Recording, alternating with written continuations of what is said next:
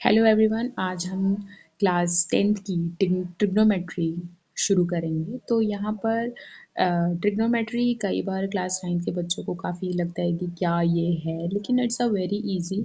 आपने right angle triangle के बारे में तो सुना ही होगा। तो राइट एंगल ट्रायंगल पर ही ट्रिग्नोमेट्री बेस होती है।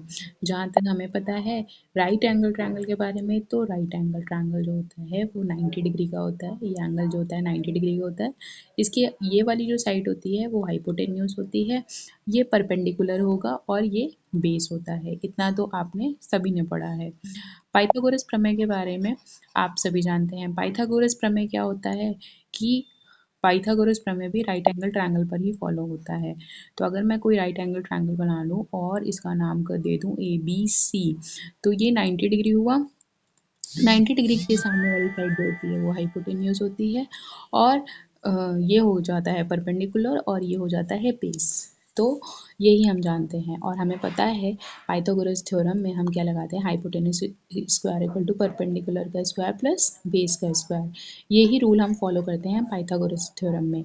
लेकिन यहाँ पर बस ये डिफरेंस हो जाता है कि ट्रिग्नोमेट्री भी जो है वो राइट एंगल ट्रायंगल पर ही फॉलो होती है। बस इसमें थोड़ा सा डिफरेंस ये हो जाता है कि यहाँ पर जो हम ABC ये हमने राइट एंगल ट्रायंगल बनाया और ये हमारा जो होता है वो 90 डिग्री होता है।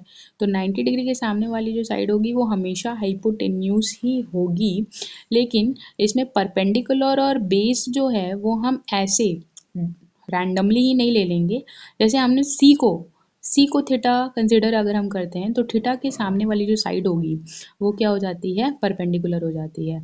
अगर आपने सी को थीटा लिया तो परपेंडिकुलर ये हुआ, अगर आपने ए को थीटा कंसिडर किया तो परपेंडिकुलर क्या हो जाता है, उसके सामने वाली साइड BC हो जाती है। Is it clear?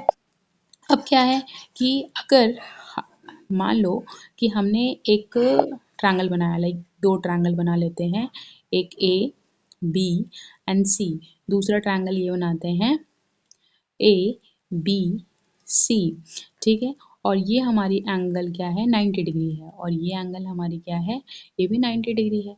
और इन दोनों में ही ये जो साइड होगा वो क्या होगा, हाइपोटेन्यूज होगा, ये हाइपोटेन्यूज होगा। लेकिन जो परपेंडिकुलर जो होगा, जैसे इस वाले ट्रायंगल में अगर हमने थीटा ए को कंसिडर किया तो परपेंडिकुलर क्या हो जाती है, BC हो जाती है।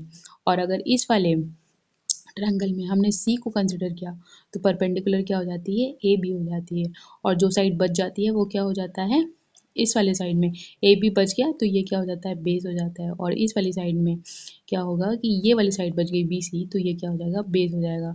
तो इसी पर थोड़ा सा काम होता है और इसी राइट एंगल ट्रायंगल का यूज़ करके हम यहाँ पर क्या फाइंड करते हैं, other sine, cos, tan, cot, cosec, इन सब की वैल्यू फाइंड करते हैं। तो